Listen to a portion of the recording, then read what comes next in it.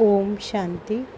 अव्यक्त महावाक्य है परिवर्तन 11/4/73। प्रैक्टिकल मूर्त बनने वाले संपूर्ण सर्वगुण संपन्न बाबा बोले। प्रैक्टिकल मूर्त बनने वाले सर्वगुण संपन्न बाबा बोले, वर्तमान समय को परिवर्तन का समय कहते हैं। इस समय के अनुसार जो निमित्त बने हुए हैं उनमें भी अवश्य हर समय परिवर्तन होता जा रहा है, तभी तो उनके आधार से समय परिवर्तन होता है। समय एक परिवर्तन का आधार है। परिवर्तन करने वालों के ऊपर अर्थात जो परिवर्तन करने के लिए निमित्त बने हुए हैं वह अपने में ऐसे अनुभव करते हैं कि हर समय मनसा वाचा और कर्मणा सभी रूप से परिवर्तन होता जा रहा है। इसको कहेंगे चढ़ती कला का परिवर्तन। तो बाबा क्या कह रहे हैं?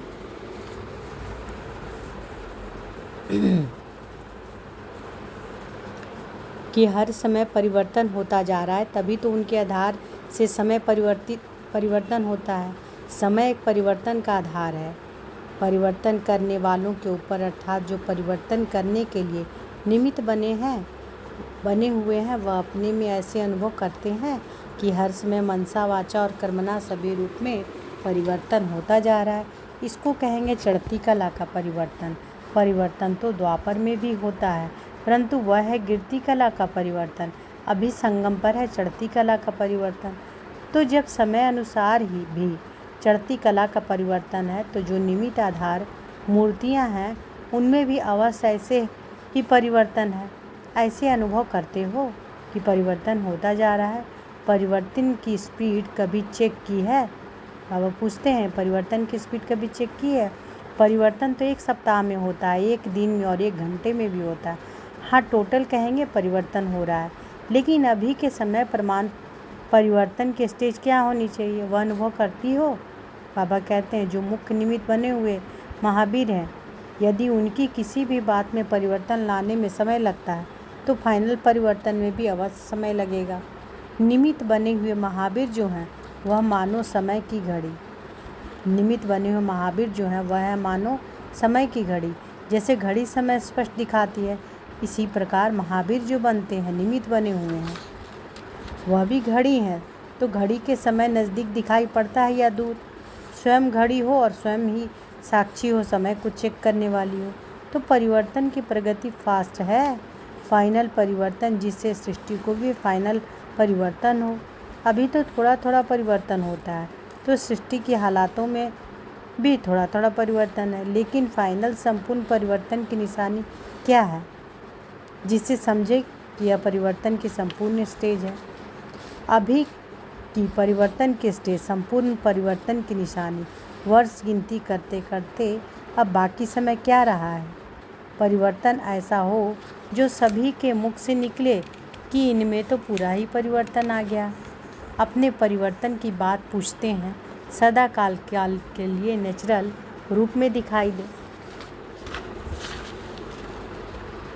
सदा काल के लिए नेचुरल रूप में दिखाई दे। वह कैसे होगा? अभी नेचुरल रूप में नहीं है। अब पुरुषार्थ से थोड़े समय के लिए वह झलक दिखाई देती है, लेकिन नेचुरल रूप सदा काल रहता है। तो संपूर्ण परिवर्तन की निशानी यह है। हर एक में जो कमजोरी का मूल संस्कार है यह तो हर एक अपना अपना जानते हैं। कभी भी कोई स्टेज में संपूर्ण पास नहीं होते, परसेंटेज में पास हो जाते हैं। इसका कारण यह है तो हर बात में हर एक में विशेष रूप से जो मूल संस्कार जिसको आप नेचर कहती हो, तो वह दिखाई देवे कि उनके पहले यह संस्कार थे, अभी यह नहीं है। आपस में एक दूसरे के मूल संस्कार वर्णन भी करते हैं। यह पुरुषार्थ में बहुत अच्छे हैं, लेकिन यह संस्कार इनको समय प्रति समय आगे बढ़ने में रुकावट डालता है। उन मूल संस्कारों में जब तक पूरा परिवर्तन नहीं हुआ है तब तक संपूर्ण विश्व का परिवर्तन हो नहीं सकता। सभी में संपूर्ण परिवर्तन हो वह तो दूसरी बात है, वह तो नंबरवार रिजल्ट में भी होता है, लेकिन जो परिवर्तन के मूल आधार मूर्तियां हैं जिनको महावीर और महारथी कहते हैं, उनके लिए यह परिवर्तन आवश्यक है। जो कोई भी ऐसे वर्णन ना करे कि उनके यह संस्कार तो शुरू से ही हैं, इसलिए परसेंटेज में भी दिखाई देते हैं। यह वर्णन करने में नहीं आए, दिखाई न दे, इसको कहा जाता है संपूर्ण परिवर्तन। अगर जरा अंश मात्र भी है तो उसको संपूर्ण परिवर्तन नहीं कहेंगे। साधारण परिवर्तन महारथियों से थोड़े ही पूछेंगे।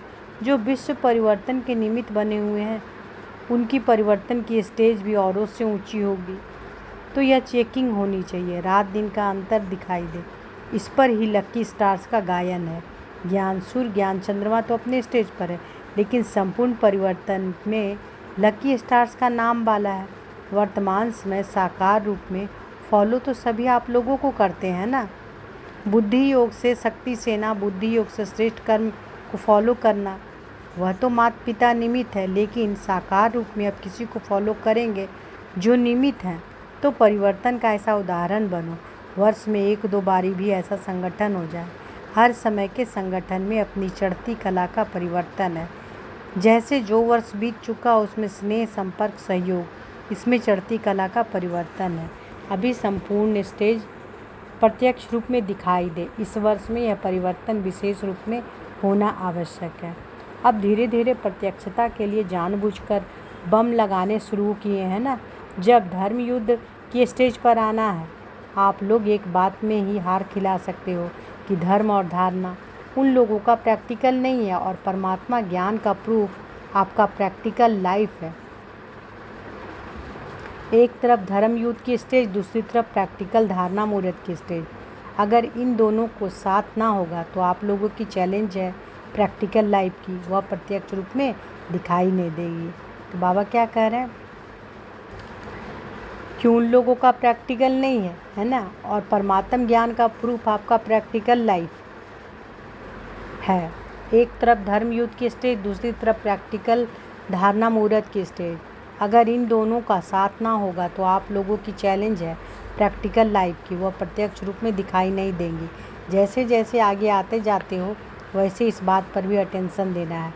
प्रैक्टिकल में ज्ञान अर्थात धारणा मुहूर्त, ज्ञान मुहूर्त व गुण मुहूर्त, मुहूर्त से भी वह ज्ञान और गुण दिखाई देवे। आजकल डिस्कस करने से अपने मुहूर्त को सिद्ध नहीं कर सकते, लेकिन मुहूर्त से उनको 1 सेकंड में शांत करा सकती हो। एक तरफ भाषण हो लेकिन दूसरी तरफ प्रैक्टिकल मुहूर्त भी हो, तब धर्म युद्ध में सक्सेसफुल होंगे। इसलिए जैसे सर्विस का प्रोग्राम बनाते हो, साथ साथ अपने प्रोग्राम में भी प्रोग्रेस करो, यह भी होना आवश्यक है। अपने पुरुषार्थ के प्रोग्रेस को अपने अपने पुरुषार्थ के भिन्न भिन्न अनुभव का लेन देन करने का भी प्रोग्राम साथ साथ होना चाहिए। दोनों का बैलेंस साथ साथ हो। अच्छा, तो मुरली का सार है। इस मुरली का सार बाबा कहते हैं कि तुम बच्चे समय की घड़ी हो, है ना। तुम बच्चे क्या हो? समय की घड़ी। चेक करो तुम्हारी परिवर्तन की स्पीड फास्ट है। संपूर्ण परिवर्तन की निशानी यह है कि जो संस्कार पहले थे वो अब बिल्कुल दिखाई ना दे। परिवर्तन ऐसा हो जो सभी के मुख से निकले कि यह तो बिल्कुल ही बदल गया है। दूसरा, अभी धर्म युद्ध की स्टेज पर आना है। आप लोग उन्हें एक बात में ही हार खिला सकती हो कि धर्म और धारणा, जिसमें प्रैक्टिकल में नहीं है, आपकी मूर्त में भी वह ज्ञान और गुण दिखाई देना चाहिए। डिस्कस करने से नहीं, बल्कि अपनी मूर्त से ही तुम उन्हें शांत करा सकती हो। ओम शांति।